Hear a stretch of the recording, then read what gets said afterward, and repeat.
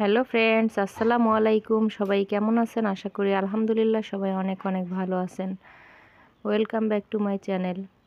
আজকে চলে আসছি শুকনো চাউলের গুঁড়া দিয়ে কিভাবে পিঠা তৈরি করব, চলেন দেখে নিই।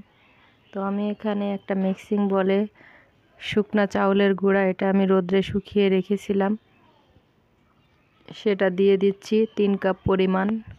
তো আমি এখানে শুকনো চাউলের গুঁড়াটা নিয়ে নিচ্ছি, দেখেন। তো বড় মেজারমেন্ট কাপের 3 কাপ পরিমাণ গুঁড়া নিয়ে নিলাম। এখন আমি এটাকে প্রথমেই গরম পানি দিব না, এটাকে আমি কিছুক্ষণের জন্য ঠান্ডা পানি দিয়ে ভিজিয়ে রাখবো।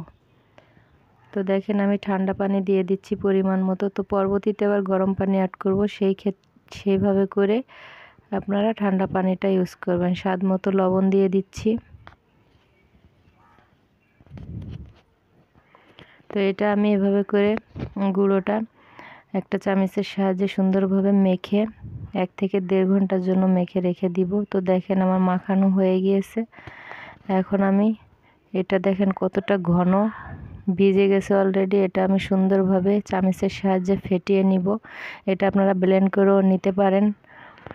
তো আমি এটা এখন এটাতে আমি সুন্দরভাবে ভালো করে ফেটিয়ে নিলাম।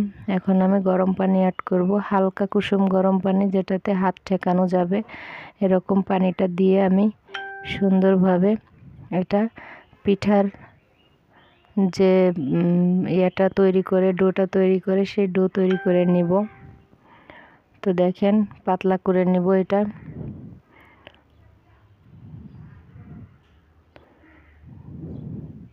তো আমার ঘন রয়ে গেছে, আর একটু একটু করে পানি দিতে হবে। একবারে পানি দিলে বেশি হয়ে যাওয়ার সম্ভাবনা থাকে।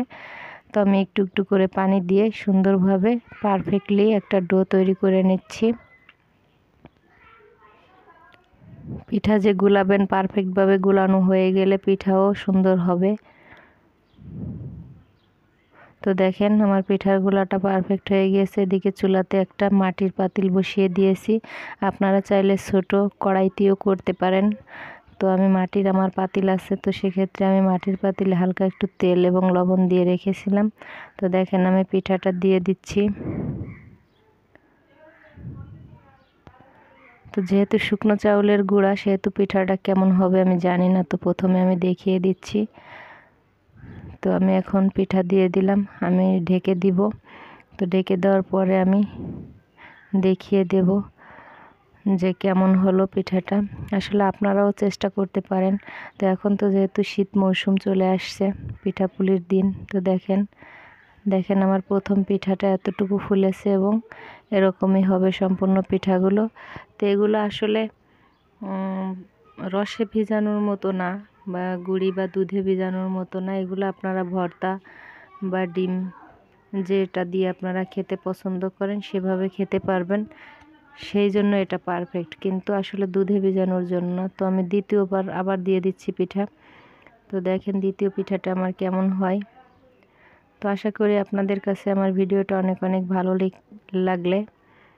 লাগবে, এবং ভালো লাগলে অবশ্যই লাইক কমেন্ট শেয়ার করতে ভুলবেন না। তো দেখেন দ্বিতীয় পিঠাটাও সুন্দর হয়েছে। তো এরকমই হবে আমার পিঠাগুলো। তো আশা করি বুঝতেই পারছেন শুকনো চাউলের গুঁড়ার পিঠা হয়, আমরা ভয় পাই। তো সেক্ষেত্রে অনেকটা ছিদ্রযুক্ত হয়েছে। তো অনেক ভালোই লাগলো। তো আমি আরও একটা পিঠা দিয়ে দিচ্ছি। তো এভাবে আমি সম্পূর্ণ পিঠাগুলো তৈরি করে নেব। তো আশা করি আমার ভিডিওটা যদি ভালো লেগে থাকে অবশ্যই লাইক কমেন্ট শেয়ার করতে ভুলবেন না, এবং আমার চ্যানেলটা নতুন সাবস্ক্রাইব করতেও ভুলবেন না। তো সবাই ভালো থাকবেন, সুস্থ থাকবেন। আমার পিঠা হয়ে গেল। তো সার্ভ করতে পারেন যে কোনো কিছু দিয়েই। তো দেখেন আমার পিঠাগুলো এরকম হয়েছে। ইনস্ট্যান্টভাবে তৈরি করে দেখিয়ে দিলাম, কোনো ধরনের কোনো বেকিং সোডা বা পাউডার কোনো কিছু ইউজ করলাম না। তো সবাই ভালো থাকবেন, সুস্থ থাকবেন। Please like, subscribe and click the bell icon.